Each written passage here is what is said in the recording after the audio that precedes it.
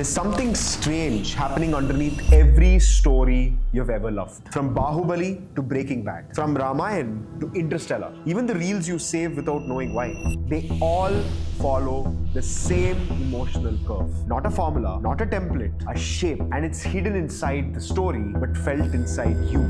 Psychologists have mapped it, mathematicians have graphed it, neuroscientists have measured how your brain responds to it. And once you understand how this curve works, you won't just watch stories differently, you'll feel your own life differently. Because the mathematics of emotion, it's not just how the stories move us, it's how we make meaning. Okay, let's start with the simple question, which is, think of the last story that moved you.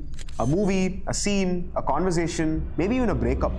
You didn't remember it because it had good visuals or it had great dialogue. You remembered it only because it changed how you felt, your emotional altitude. It lifted you, it dropped you, it shook you, and it held you. And your brain traced a pattern. An emotional roller coaster so universal, so ancient, that someone finally decided to graph it. And what they discovered was shocking. All great stories across continents, cultures, and centuries follow just 6 emotional shapes. But the most powerful of them all, the rise, fall, and rise curve. A curve so deeply tied to human psychology that our brain perceives it as meaningful even before you interpret what the story is. So the real question is this: why does your nervous system crave this shape? And how can you use it in storytelling, filmmaking, writing, even your own life? Let's start with case study 1. Now, Bahubali wasn't iconic because it was big. It was iconic because it was built on an emotional curve older than cinema itself. Let's start with Rise. Mahendra climbs the waterfall. He discovers strength. We see and we sense that destiny is forming for him. The emotion rises. And then, the betrayal of Amarendra Bahubali is the deepest emotional dip in the film. A rupture so profound that the audience collectively dropped into grief. And then, the rise. Mahendra steps into the legacy, the comeback, the justice, the emotional restitution. The curve is clean, mathematical, and mythic. It's the similar curve as Cinderella. You know, when you overlay Bahubali onto this curve, the Cinderella shape, it's almost identical. Up, down, and up again.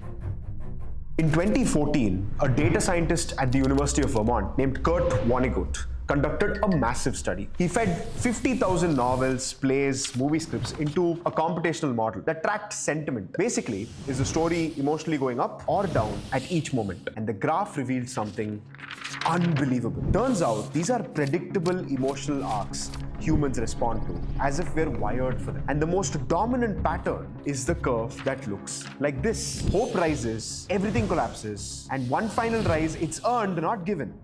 Let's look at case study 2. Walter White's journey is the emotional curve, but flipped. It starts with the fall, a beaten down teacher. He has depth, he has cancer, he has shame. We start low, and then we rise. The power, the money, the status, the identity. Even as Walter becomes a very monstrous figure, our emotional graph climbs. And suddenly, Breaking Bad flips this entire emotional curve. The shape right here, where Vonnegut called it from bad to worse, but this genius is how the show twists it. We feel a rise even as Walter morally collapses. Again, emotion doesn't track morality, it tracks movement. We're watching a fall framed as a rise. And in the end, when the entire collapse of his empire happens, the loss of his family happens, and the final unraveling happens, inside this final fall is a last emotional rise.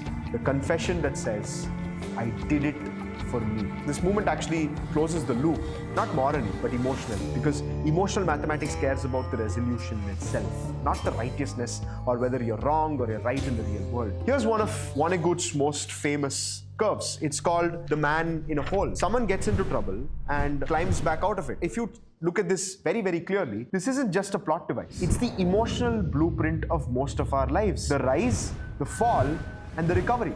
And in that, let's actually talk about our next case study.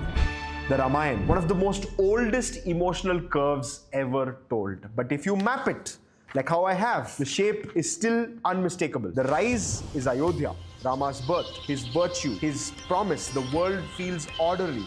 And the fall, the exile and Sita's abduction. This is the emotional value of the epic. A fall from the paradise into chaos. Sita kidnapped, Ravana's power rising, Hanuman's search. The curve dips into anguish, longing, separation. And then we have the rise again, the war and return. Ram returns not just to reclaim a kingdom, but to restore emotional equilibrium. And here is the twist. The Ramayan's final and favorite emotional beat is not victory, it's dharma. The return is triumphant, but also bittersweet. Emotionally, the Ramayan teaches us a very universal curve. And again, Vonnegut taught us the same thing. Even after resolution, life continues and the curves don't end. They continue to evolve. They continue to exist.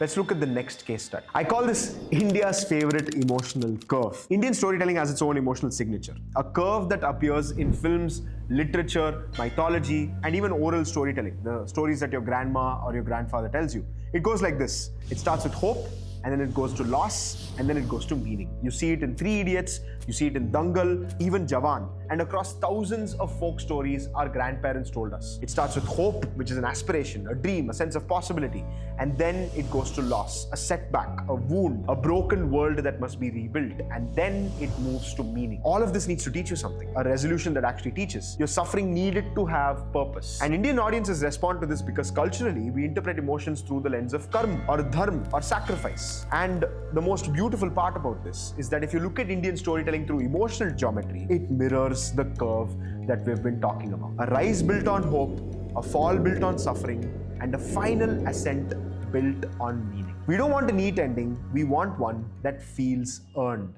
Now let's turn this into something practical. Here's how you build an emotional scene intentionally. So number one, you start with desire and not events.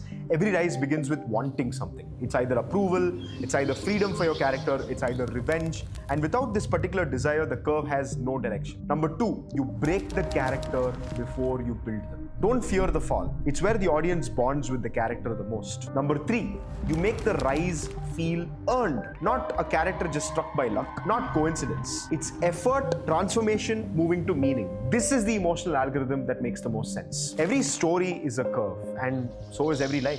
If you graph your own emotional journey, your childhood, your heartbreaks, your victories, you'll see the same shape. Rise, fall, and rise again. Maybe that's why we love these stories, because they remind us that pain isn't the end, it's the middle. And meaning is always found in the rise that comes after. Stories don't become great because of their plot. They become great because they follow the mathematics of the human heart. And once you understand that, you don't just consume stories differently, you will start writing your own, but this time with intention.